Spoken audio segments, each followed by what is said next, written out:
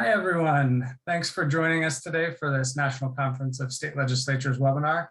We've still got some people filing into the webinar, so I'm going to, and it takes a little bit of time, so I'm going to start out asking participants to please locate the chat box and let everyone know where you're from, maybe how the weather is where you are today. It's actually fairly cool today in Denver, which is a nice change of pace for us. We've had quite a few 90+ degree days lately, so please feel free to engage with each other on the chat function. I'm sure several of you know each other if you want to say hi. And we will get started here shortly.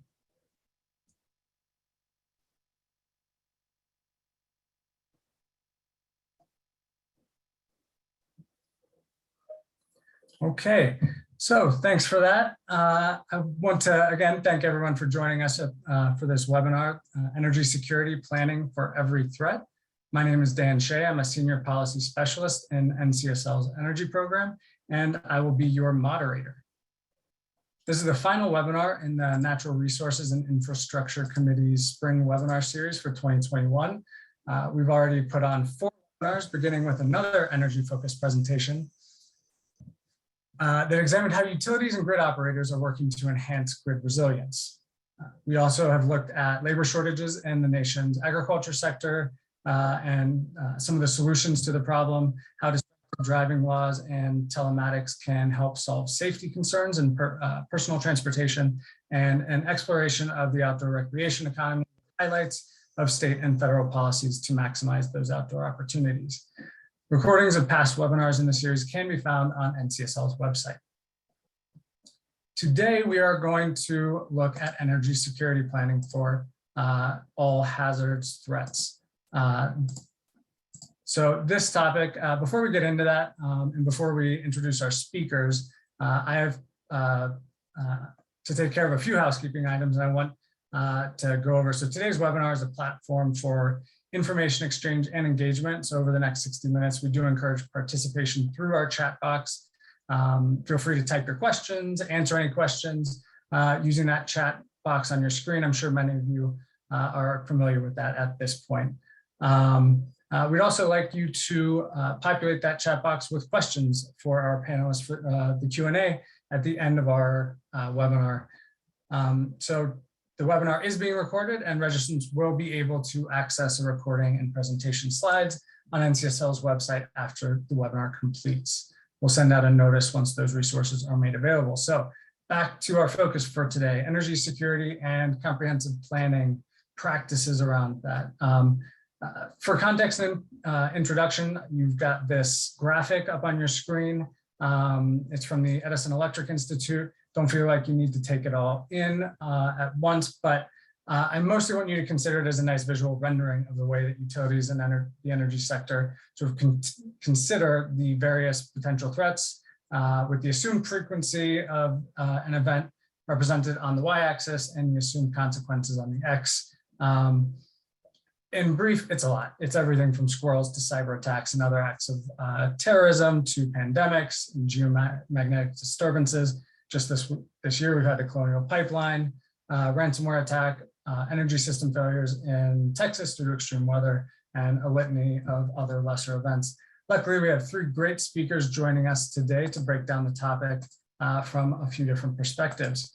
So we have Kate Marks, who will start things off. She's the Deputy Assistant Secretary for Infrastructure Security and Energy Restoration with the U.S. Department of Energy.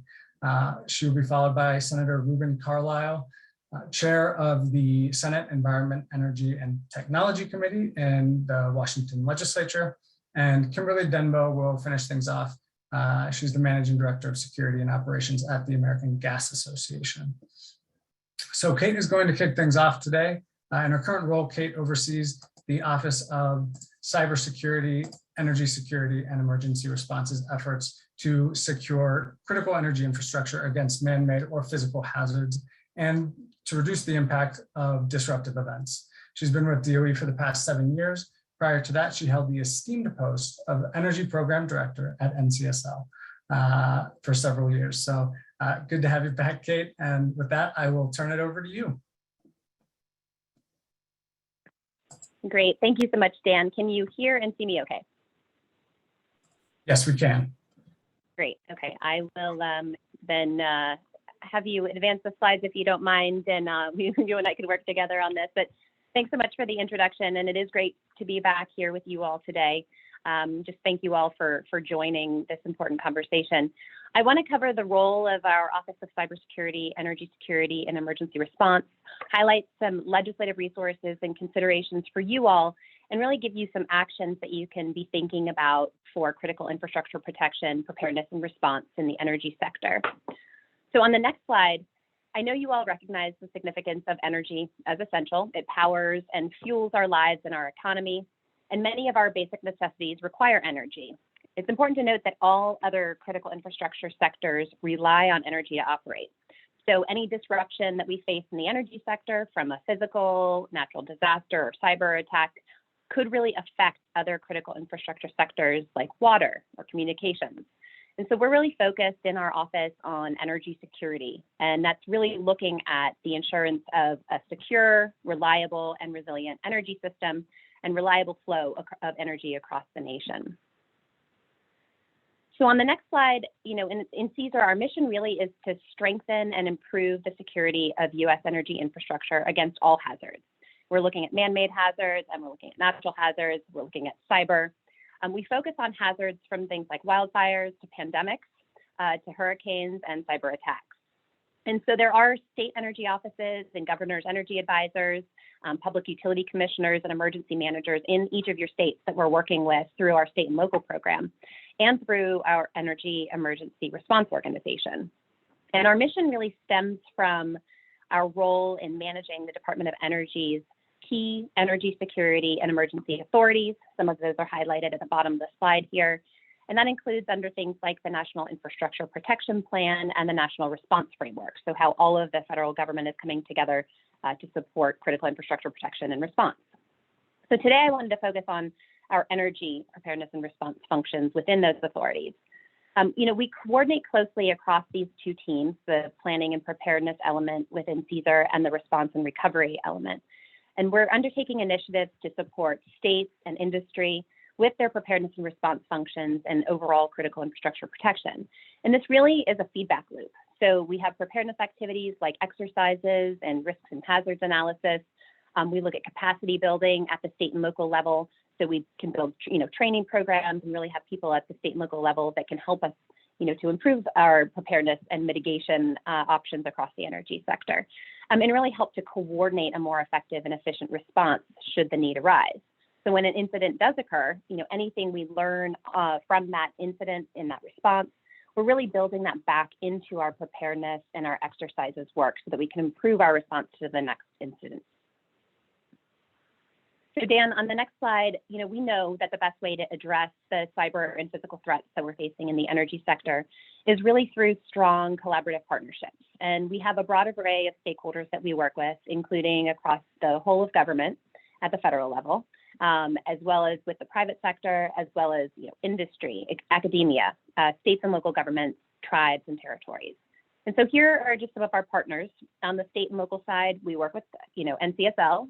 We work with your colleagues at the Public Utility Commission, with, state energy office directors and their staff, the emergency managers, and we do that through the membership association. So it's really important to us to be able to work with those groups and then really have the information and the resources that we're creating based on information we're hearing from you all about your needs and the gaps, in protecting critical infrastructure, and really being able to utilize those organizations to get the word out like we're doing here today.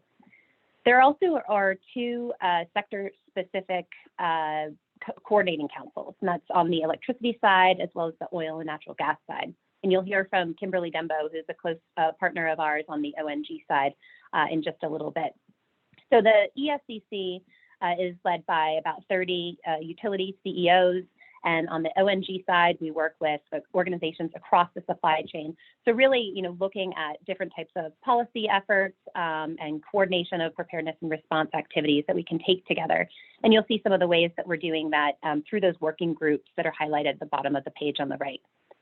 We do work across the whole of government, as I mentioned. So any federal agency that has equities in the energy sector, and in critical infrastructure protection is working with these groups so that we can make sure that we are really, charging forward in our efforts to build a more resilient energy system. So on the next slide, Dan, I just want to briefly touch on some of the threats and the trends that we're considering and monitoring in the energy sector. And as I mentioned earlier, the energy sector really is uniquely critical because it's essential for our daily lives, and all other critical infrastructure sectors really depend on power and fuel to operate. And so this does, unfortunately make the nation's energy infrastructure an attractive target for things like cyber attack. We also have climate change and increasingly destructive natural hazards that we're facing. So wildfires and hurricanes, those are also damaging energy infrastructure and impacting millions of energy customers in the US on an annual basis. Just going back to the cyber front, we're seeing the frequency and the sophistication of cyber threats increase. And this is really coming from nation state actors and ransomware groups, which I'm sure we're all much more familiar with now than ever before. So some of the ways that we're dealing with this threat, in particular, I wanted to focus on some of the supply chain and the cyber threats, just because I know it's such a hot topic right now.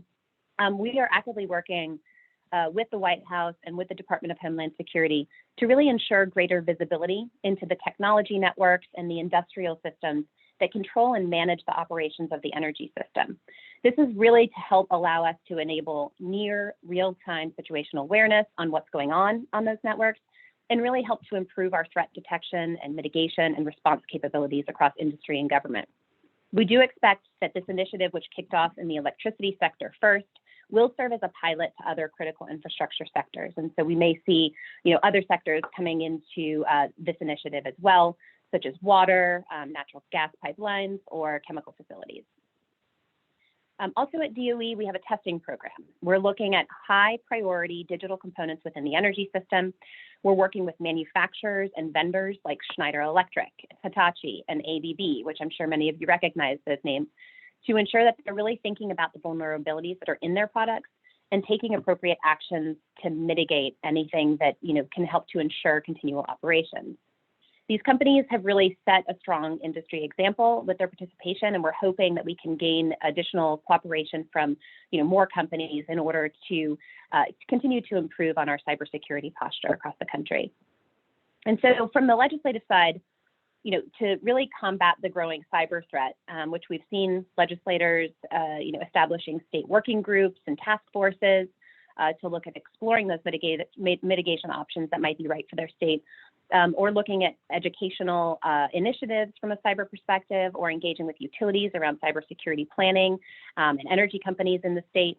We really know that communication and coordination are key within the cybersecurity threat, and really bringing together the relevant state agencies and utilities and energy companies, private sector, entities, as well as federal agencies, in order to really improve and enhance our advanced planning for how we think about these threats.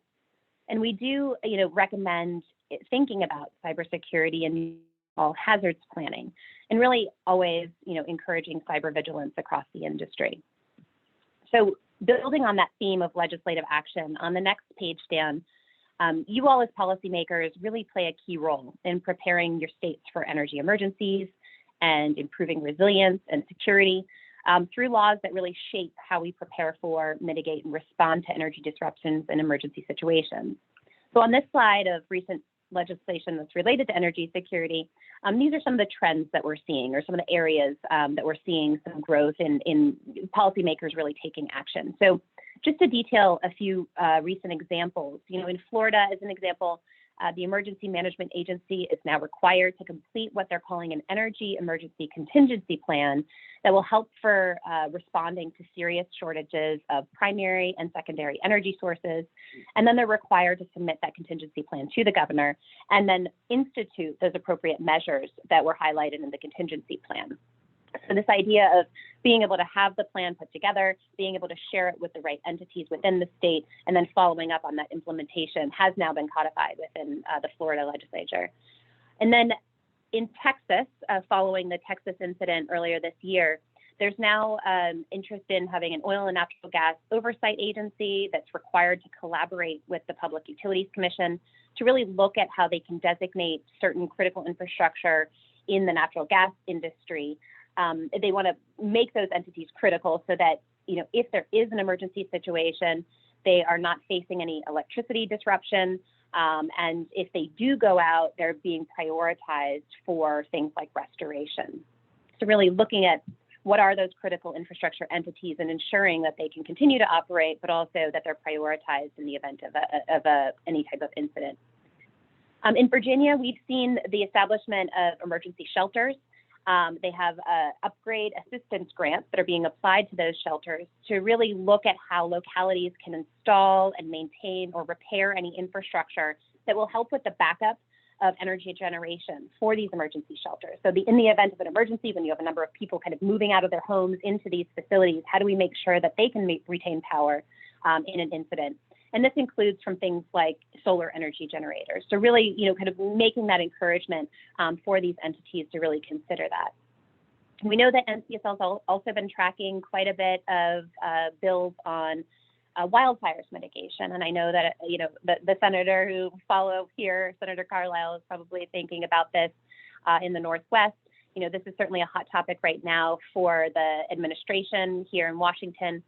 We're also looking at, the exploration of additional cybersecurity elements. So just to kind of hone in on that cybersecurity piece for a moment. Over the past few years, we have seen about a dozen states or so that have passed measures to address the cybersecurity of the electricity grid and other critical energy infrastructure. So the ways that they're doing this is really by establishing state-level cybersecurity task forces or committees that are looking at the development of cybersecurity standards or reporting requirements. They're looking at expanding state open records exemptions to include cyber vulnerabilities.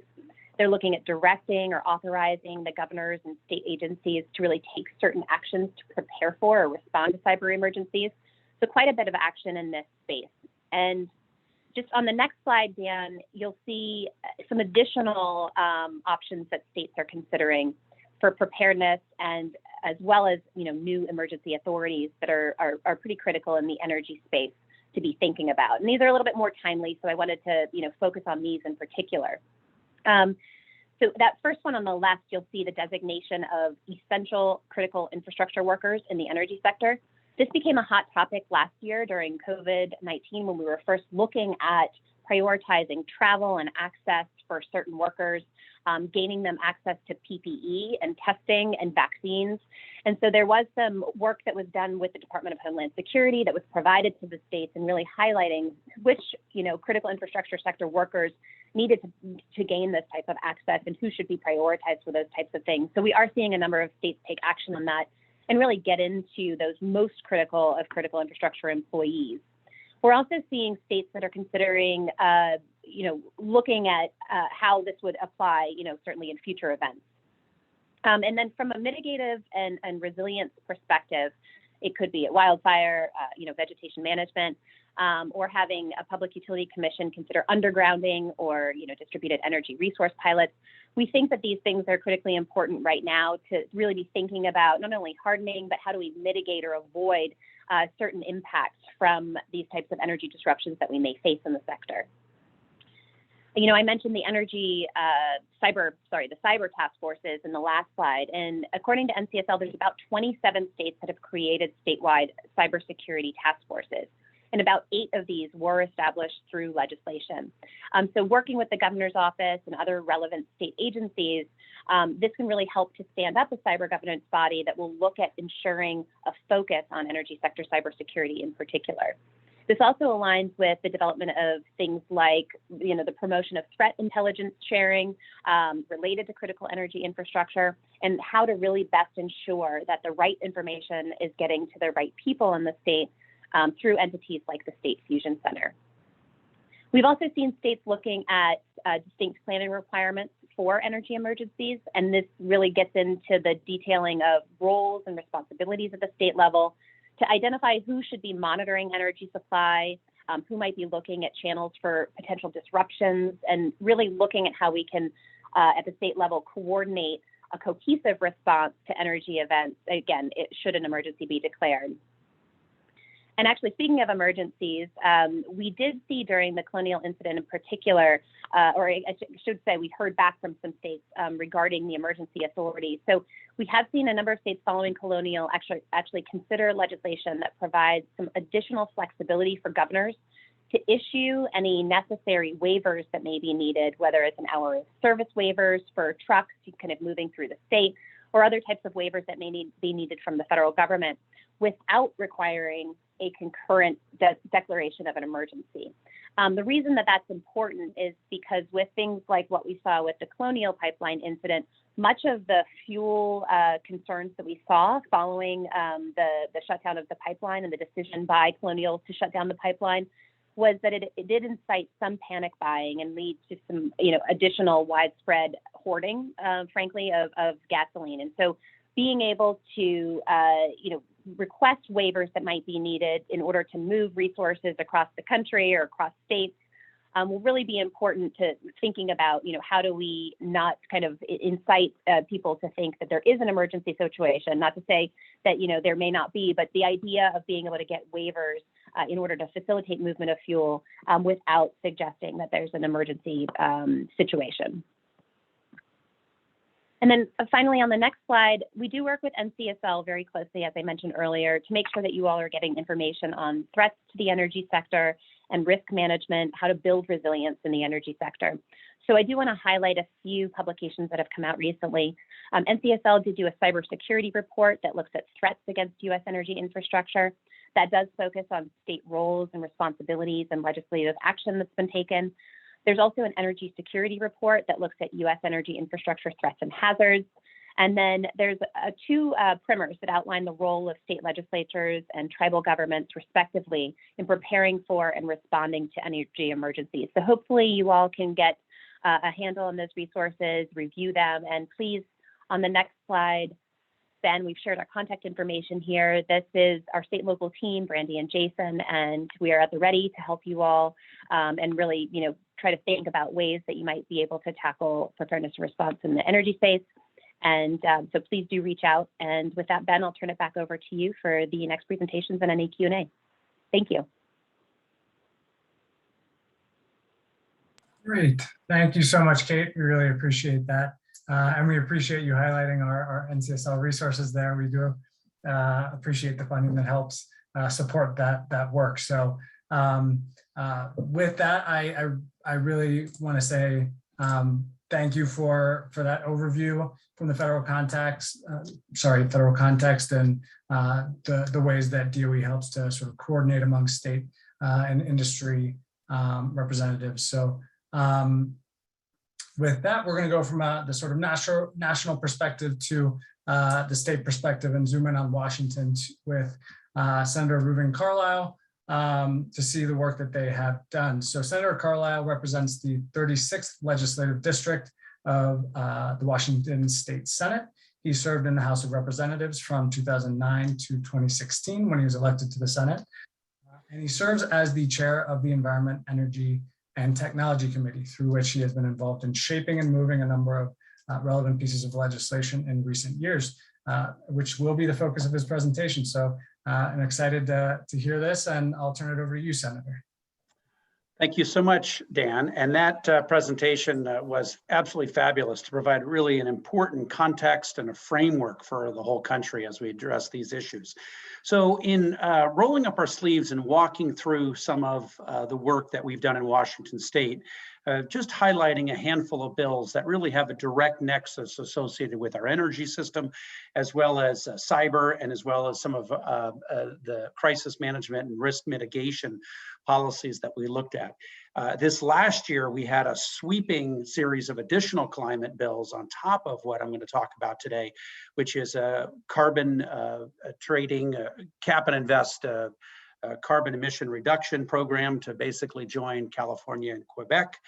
So that'll have substantial impact as well as a low carbon fuel standard. So the decarbonization plan of our transportation sector. So a lot of legislation underway on the climate front, but a lot of it points to the nexus associated with our energy security. So if you'll jump into this slide, Dan, this first one. So here's sort of an overview of a handful of the major bills that we've done in the last few years that all have a direct nexus. The Clean Energy Transformation Act was our 100% renewable clean energy bill, which is basically shutting down coal in our state. We have one remaining facility, but we import a lot from our friends in Montana and Wyoming and elsewhere. So we're in the process of fully decarbonizing, and the implications of that, of course, are a dramatic increase in our use of renewables, which in our state is very important to recognize as hydro, which is a central component of it. So that legislation, I'm going to get into each of these bills, but I want to start very briefly also with the vision of, imagine for just a moment, if you fast forward 20 years and look at the vision that I think most of us share, that we want to get to a net zero science-based target 2050 vision that looks at a decarbonized economy, both economy-wide and by sectors. So electricity, manufacturing, transportation, all of the sectors. We know that that requires a modern grid, and that modern grid needs real-time interactive intelligence built in. Renewables, wind, hydro, solar, nuclear, and others would obviously interact and integrate with that. EV infrastructure is part of it. And so all of these issues in this distant, not too distant future touch on the fact that we have extraordinary vulnerability from cybersecurity. We have extraordinary vulnerabilities we talked about in terms of wildfires and the issues associated in the West with the implications of climate, and that leads to utility challenges. So my point is simply that as we look at the future that many states are moving toward, the need for a strong cyber and a strong energy grid and reliability strategy is more central than ever. So that's sort of the guiding framework of how we've approached our work. Next slide, please. So very quickly, the decarbonization of our electricity sector. We have the strongest 100% clean energy bill in the nation, which means it has binding commitments on the electricity sector to phase out coal. But the dependency on moving toward that standard is, of course, we have to integrate in real time solar and wind and hydro and nuclear and other from a base load. And so the reliability of this is a central driver. It was really the central policy and political issue, is how do we ensure reliability with cost containment as we move forward on this legislation. Next slide, please. And so as the utilities, both the public and the private, we have a great deal, of course, of public power here. As they embed in these new systems and decarbonize, what we're really expressing is a sense of anxiety and a concern that we have to modernize our security policies at the same time. So the planning requirements are more important than they ever were. So we have some specific legislation that enhances our 100% clean energy bill. Next slide, please. So the safeguard and the concern about reliability was absolutely critical. Not only is it embedded in the core legislation from the very beginning, but because of our interaction and our interconnectedness throughout the Pacific Northwest, our reliance on Bonneville Power, our relationship with our friends in Idaho, Oregon, and in California, and this real-time interactive relationship that is being strengthened more than ever relative to transferring the energy systems, I think the concerns about reliability, and not just from Texas and not just from some of the rolling issues 2 years ago in California, but a recognition that even though we have strong base load in our state, we really face a serious energy burden that is not only for our own state, but is central to the integrated nature of our regional network. Next, please. So for us, the value of hydro is incredibly important in terms of our base load, but we have a level of fluctuation going on in hydro that is unprecedented. And so that's dealing with both, again, the public and the privates. It's dealing with the Bonneville Power Administration, which is, of course, the regional entity that most power systems get their energy, their hydro from. But we also have issues associated with the long-term planning as that relates to hydro, and so relative to salmon restoration and other issues. So it's a critical piece of this puzzle. Next, please. So we passed a bill, former Representative Jeff Morris has a deep passion around this issue and passed a fabulous bill around requiring a different level of planning to allow electric utilities to make sure that their DER plans embedded in understanding not just of cyber security and energy, but really reliability at its very core. So that was a critical piece of legislation that I think we undervalued at the time, but I think has come into play very substantially recently. Next, please.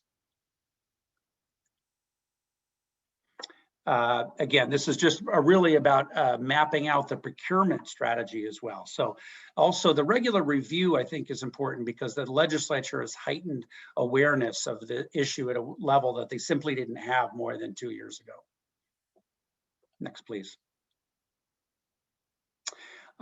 So the issue of adequacy and reliability, my good friend, Senator Tim Sheldon, on our committee is just a deep passion around this issue and passed some legislation that requires an understanding of the resource adequacy. And that comes from a deep understanding of the regional implications, as I said, of our integrated systems. So we have some ongoing coordinating efforts that I think are escalating in importance more than ever. And so when you add this with our DER planning, it allows the Utilities and Transportation Commission, our regulatory state agency, to really have a deep sense of integrated approach to the renewable energy sources.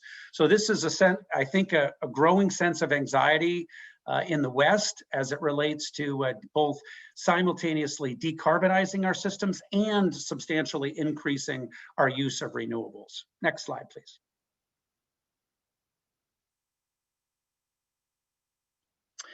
So the issue of cybersecurity, I think for every state, not only is on the front page, we had a very serious incident. We were the first state in the nation relative to our issue of employment security and the Nigerian hackers when we had the COVID-19 implosion associated with hundreds of thousands of folks in our state. About 15 other states had very serious violations of our cybersecurity systems for fraud. The problem, of course, is that it opened the door to a level of fraud that was really unprecedented. So in response to that, we have passed some legislation that really governance oriented, so very aggressive in requiring data sharing. In our state, we have a radical addiction to decentralization. And there's a time and a place for decentralization, but cybersecurity is not that time and not that place. So our lack of data sharing has been deeply troubling. Our state auditor was breached. We had 1.6 million or 1.3 million individual records of high value data stolen via the Asalon vendor breach. And so we have a deep sense of anxiety about this issue. We're also, as the home of Microsoft and Amazon and Starbucks and Boeing and many other premier global companies, a particularly unique target, I think, as well. And so I think there's a strong recognition that we have to centralize a lot of these issues, and our enterprise IT security strategy has not been as robust as it needs to be, and that's the purpose of this legislation. Next slide, please. Thanks so much. So we do have some problems with decentralization, as I said, but the fact of the matter is that I think that we have the need for an independent security assessment. This is an area where the feds could help, as Kathleen said, with best practices. There's a lot of need for this. The unique overlay with the energy sector cannot be emphasized enough. I know folks share that sentiment, but I think it's an area of great weakness overall. At a regional level, the need for coordination shouldn't be understated as well. Next, please. So the issue for wildfires in the West is incredibly serious, as folks know, and of course our friends in California who have experienced the most traumatic element of that. I would suggest that we have specifically passed some legislation on this issue a couple of times, and we've allocated some substantial resources to increase our investments in mitigating forest management as it relates to interaction with utilities.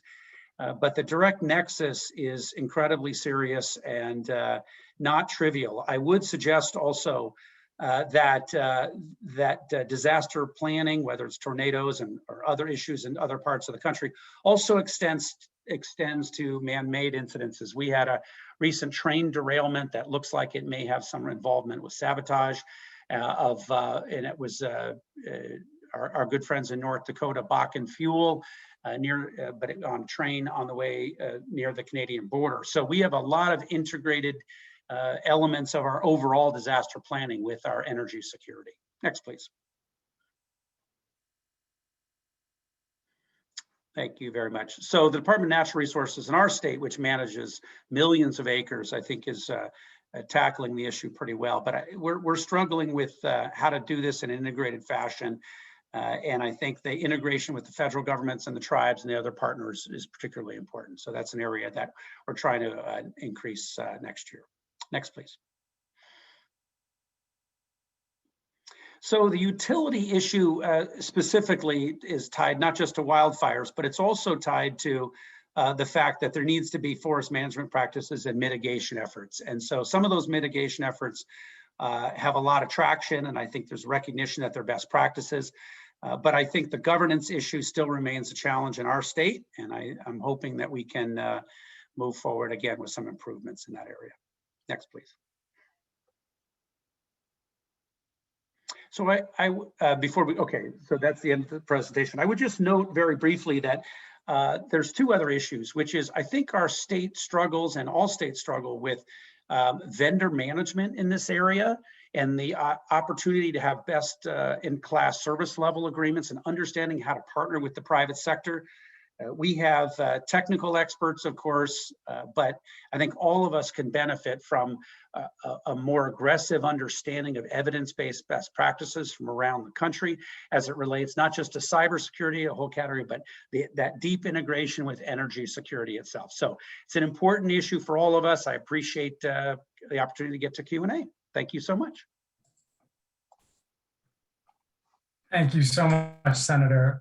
That was really great to be able to showcase the state legislative work like this and to see how Washington is working to advance policies on these important topics in parallel with your work toward clean energy commitments. So I really appreciate you taking the time to highlight these initiatives today.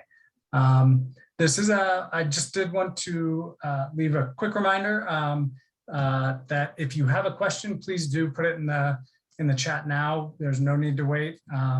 It helps us plan for the Q&A. So if you have anything, please put it in the chat as you can.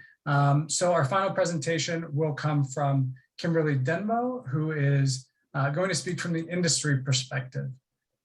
Kimberly is the Managing Director for Security and Operations at the American Gas Association, which represents over 200 local gas distribution companies. Kimberly has been with AGA for over 20 years and is the industry liaison to numerous U.S. Department of Homeland Security and U.S. Department of Energy sponsored programs targeting natural gas, utility, physical, and cybersecurity operations.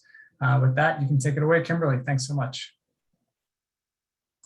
Thanks, Dan. Okay, just sound check. Yep, you sound great. Okay, super. All right. All right, so basically, let's go ahead and go on to the next slide.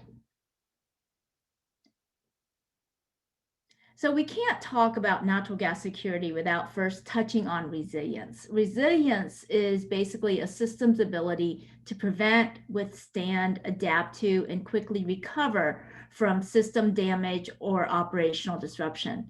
Natural gas resilience consists of a collection of critical factors driven by our collectively shared goal of energy reliability while ensuring public safety and energy affordability. To understand the gas system's contribution to resilience, it's important to differentiate between the pipeline infrastructure and the natural gas molecules that flow through it. There are three fundamental characteristics of natural gas system that enable energy resilience. For starters, we have the gas molecules' inherent physical attributes, such as compressibility. Secondly, there is the pipeline infrastructure design. And thirdly, we have the gas system's operational flexibility. To have energy resilience, we need a diversified energy source portfolio and a diversified energy transportation portfolio. Resilience is best achieved through a diverse set of integrated assets. For the foreseeable future, this would be policies that focus on optimizing the characteristics of both natural gas and the electric systems. Power and natural gas systems need to be properly planned to ensure resilience during increasing extreme weather conditions. And electric and gas should be viewed as a team rather than as competing adversaries. So when we look at it from this perspective, this is how we can ensure energy resilience, working together as a team.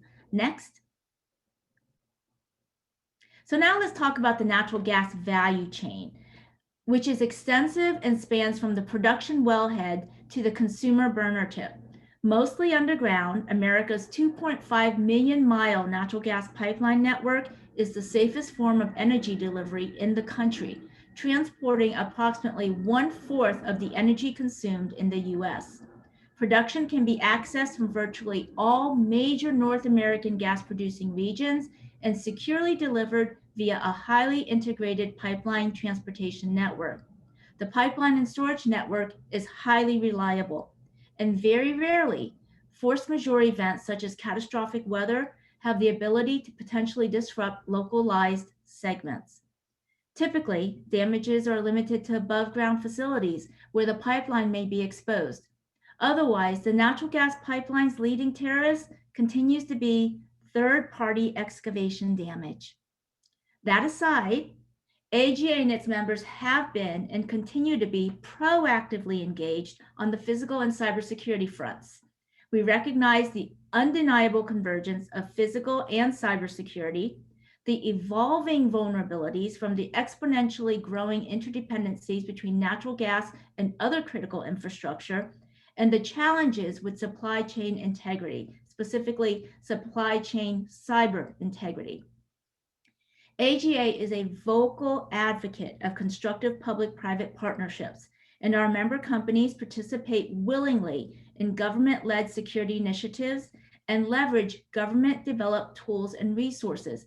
As a matter of fact, one tool AGA promotes across its membership is the Department of Energy's Cybersecurity Capability Maturity Model, for which AGA hosts workshops to facilitate application of the tool. AGA has a forward-leaning board on many fronts, cyber being one of them.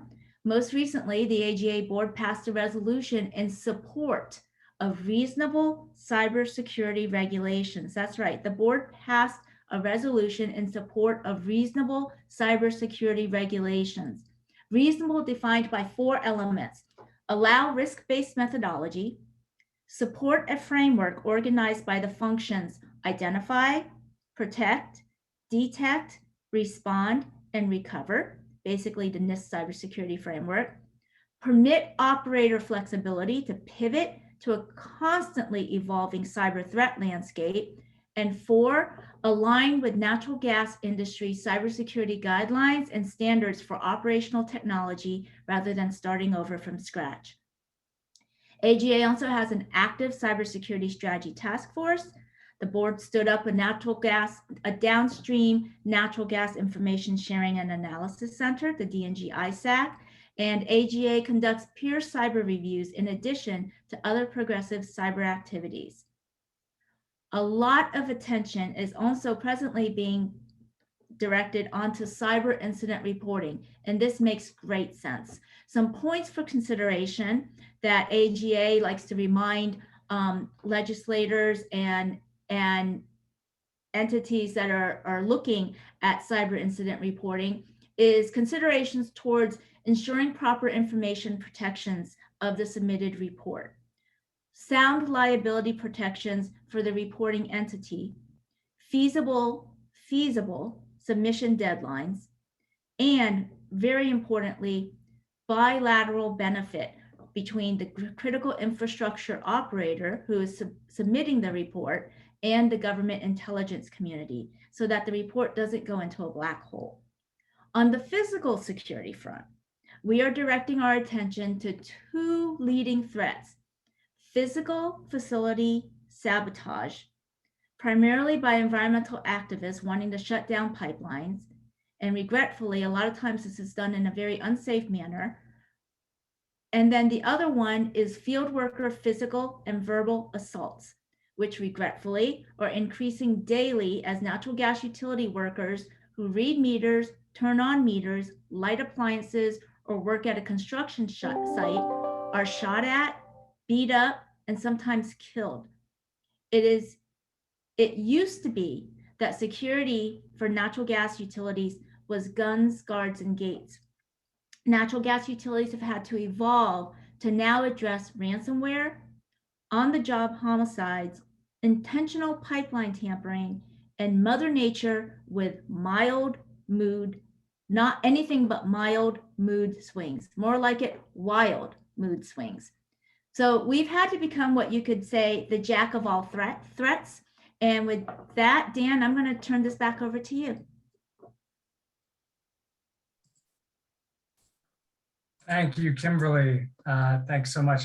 It's always nice to hear about how industry partners are working to prepare for these issues and some of the collaborative work that takes place between government and industry. And I especially appreciate you taking the time to update us on AGA's sort of recommendations around cybersecurity following the Colonial incident.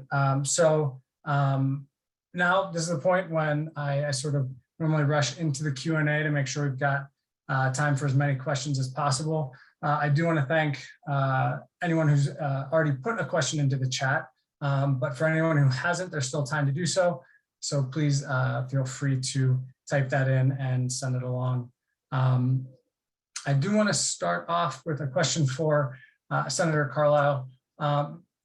You sort of mentioned in the Clean Energy Transformation Act, this is an ambitious piece of legislation, and most of the discussion around it has been around the clean energy component, but you did talk about how Washington has done a lot to ensure the reliability through that transition. How did you go about crafting that aspect of the policy, and what were the primary concerns that you were navigating and dealing with in figuring out how exactly to address those concerns? Well, I think the issue for us has really been envisioning the future, as I mentioned. If we think about an integrated system, I think the implications for the grid, and if you think about reliability, and if you think about the vulnerability of reliability, we're struggling with this concept of rapidly ramping down if you think about our manufacturing sector, our transportation sector, electricity sector, the reliability of natural gas, the role that they play in the base load has implications. And the implications of migrating toward a renewable system, I think, recognizes that having an intelligence in your grid and having the ability and the dependency upon the cyber side of how energy is transferred is more serious than it ever has been. You just don't have the kind of base load stability that you had in the past. And we're migrating in a period of 10 to 15 years. We're sort of doubling the dependency upon renewables plus. So for us, it's really been envisioning that future and moving toward that future. And as we look at electrification of our transportation sector and all the EVs out there and the public charging stations, private charging stations, the controversy around net metering, all of those issues come into reliability for us. So that's really been the way we've approached it, which is to look at the future and work backwards from that. Again, I think if you look at some of the premier companies in the world and the challenges that they face in climate work around the area of scope 3 for them, their global supply chain, you see a vulnerability in the global supply chain for all the external factors we're familiar with, but it touches on the need for reliable energy systems as well. So those are some of the driving forces of the work that we've been doing. Great, yeah, thank you. I appreciate that. And I think, as you mentioned, the sort of DER integration planning was a big component of that. So I'm going to turn to Kate now. We have a question.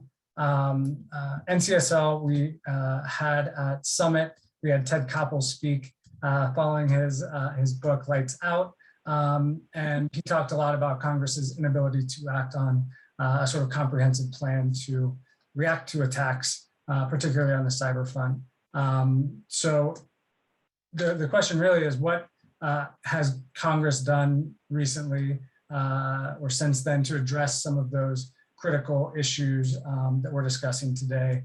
And then I guess after that, we can talk about EMPs, which is a follow-up to that question. But mostly, what have we seen at the federal level from Congress in terms of addressing some of those comprehensive energy preparedness plans?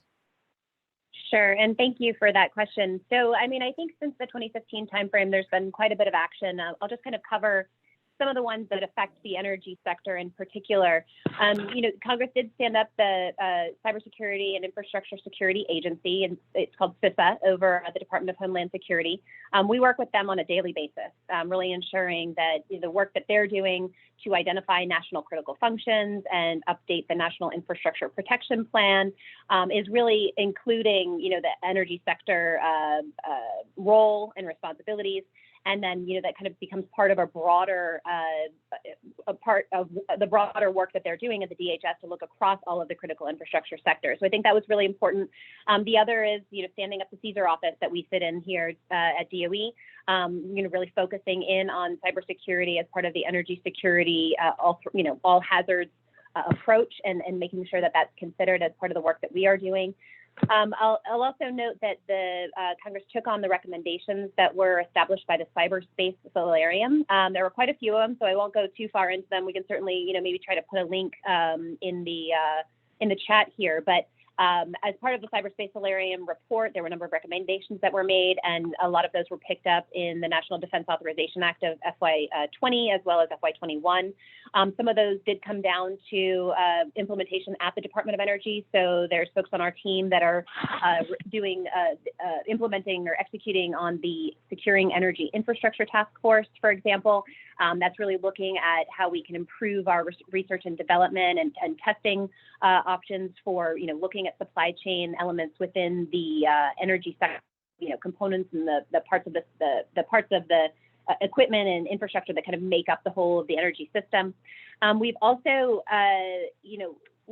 been doing I mentioned quite a bit with CISA, and I think you said, Dan, about EMPs, just to kind of get into that a little bit. DOE does look at all hazards, and as part of that, we are authorized to do testing, model analysis on the threat of electromagnetic pulse, as well as geomagnetic disturbance. So we recently released a lab call to work with the national labs. We've gotten the proposals back for what the testing and analysis may look like, and we're going to be making awards here soon to really work with the national labs and improve our understanding of the EMP threat to critical energy infrastructure. So quite a bit going on. I know that Brandy Martin on our team has thrown a few links in for additional resources, but hopefully that kind of gives you a little bit of background on that question. Yeah, thank you so much. And then back to Senator Carlisle, real quick, we have a question around the wildfire prevention and planning measures. The person asking the question really wants to know about how you worked with public and private utilities to draft and implement that, whether you saw much resistance, and sort of how you overcame some of those obstacles. Yeah, there was general support for the effort, but there was also deep suspicion about what the implications might be in environments, as you might imagine. So I think there's a reticence to feel like there's some kind of mandate that may come from it, but for now, there was alignment around moving forward, and there was a support to recognize the implication, particularly from those parts of our state where we have some, vulnerability around wildfire. So I think it'll be more. We'll learn more this next year as we see the full implications of the legislation implemented. Great, thank you so much. So for this next one, I want to sort of go back to Kate. You mentioned sort of the creation of CESA, and CESA was obviously big over the past year in sort of issuing the federal government's recommendations around essential workers. And there's been some talk, and you mentioned this in your presentation, around the designation of mission essential energy workers as being essential under sort of writ large under emergency declarations. I'd love to hear, Kate, from you, and Kimberly from you as well, on sort of your perspectives on that. And then also, I guess, Kimberly, from the industry perspective, sort of your thoughts on that type of legislation where it's sort of written into the code. Kimberly, I'll let you start and then I can build on that if you'd like. Sure, no problem. Okay, so basically, we love the concept of mission essential energy worker, and that was so important. Well, the essential worker was so important during the pandemic, especially for gas utility workers, because regardless of whether there is quarantine or not quarantine, gas utility operators still have to respond to gas leaks.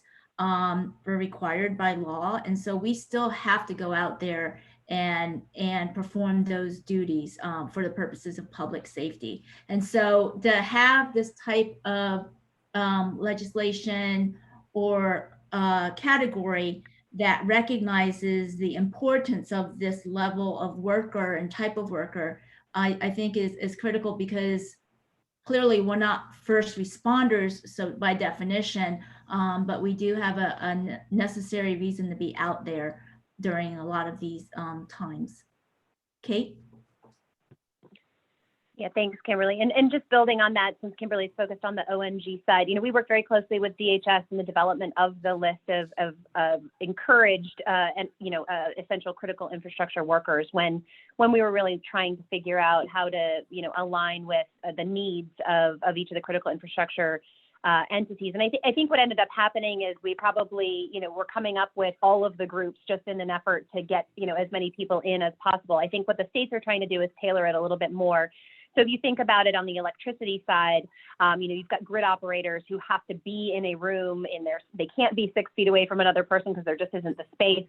We really want to hone in on who are the most critical of those critical infrastructure workers. And I think this also goes back to, your risk portfolio and how you think about the risks that you're facing in the sector. And I think that the important piece there is really bringing together the groups that are important to this discussion, bringing them together now, looking at the most critical of critical infrastructure in the energy space, and then really working from there on which workers are going to need to be, assigned that ECIW designation because they need to support that critical infrastructure. So I think there's kind of a pathway here that you can work towards really based on the risk portfolio overall.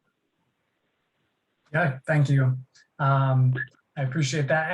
And I'm going to sort of have direct this next question to the both of you again, Kate and Kimberly. The question is, Kate, we'll start with you just because it's sort of looking at how legislatures can react to or deal with energy security issues in a state that is restructured or deregulated. So you see a little bit of the planning responsibilities to the RTO, some of those security planning as well. So this question is coming from PJM, but just generally speaking, I think, can you speak to that sort of regional RTO concept and how states can manage that? And then more broadly, we've seen with some of the sort of winter weather events, we've talked about coordination across sectors and industries. And I think, people look at sort of coordination between gas and electric as a definite issue that needs to be, could use a little bit more coordination at times. So if you could speak to that and Kimberly, any discussion around sort of that coordination and the way you work with the electric sector in some way. So Kate. Sure. So I remember when I was at NCSL, we talked quite a bit about energy security planning, and it's kind of a big area, right? If your state energy office is well positioned within the state, they can, ensure that they're really coordinating across all of the entities with energy sector equities. That can be at the state government level, so other agencies like emergency management, Homeland Security, and energy really working together to build out the plan and engaging with the right folks on the industry side. So who are the electric utilities in the state? What energy companies, from the oil and gas side, need to be involved in the discussion? And how do you really create a coordinated effort across the state to ensure that, you understand the risk portfolio, you know who to call in the event of a disruption, and that people are talking in a steady state so that when an emergency does happen, they really know how to coordinate amongst one another. How does that energy sector planning fit into the state's broader, emergency response planning efforts?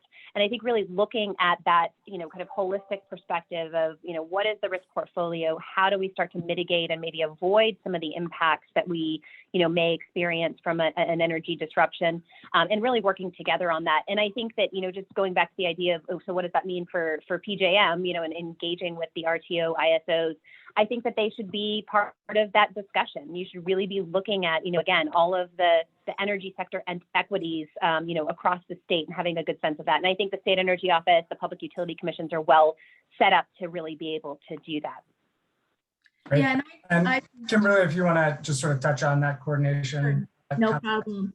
I mean, I completely agree with Kate, and I do know that there is coordination going on between electric and gas. It's just not always reported on in the media and whatnot. But there's always room for more coordination, especially during the blue skies. And so one of the things that, and I actually give PJM a lot of credit for the amount of coordination that they are doing, given the environment that they have to work in with power generation, with constrained pipeline availability and whatnot. So I understand the importance of that. I just want to add that something legislators can really be thinking about is again, going back to when you're looking at trying to solve one problem, such, for example, let's just say environment, trying to solve emissions problems, you don't cause unintended consequences by creating another problem. Meaning, for example, if you create policy in silos, are you reducing emissions, but then now resulting in an energy system that is less resilient? Because that does not help either. And so looking at it from a holistic approach is really the best way to get us to this net zero emissions future that we're aiming for. Great, thank you. Yeah, that sort of gets back to what Senator Carlisle was getting at with his presentation and trying to keep that as one of the fundamental components in those transitions. So with that, we are a little bit over time, but I want to thank all of our panelists and all of our for the varied perspectives. It's been very informative as always. So thank you for joining us. I also want to thank all of our attendees for participating. As a reminder, a recording of today's webinar and the presentation slides will be made available shortly. You should receive an update with information on that being made available. And so with that, this concludes the NRI Spring Webinar Series. To find out more information on prior webinars in this series, please visit ncsl.org or send Kristen Hildreth an email. So thank you for your continued interest and support in NCSL, and have a great day.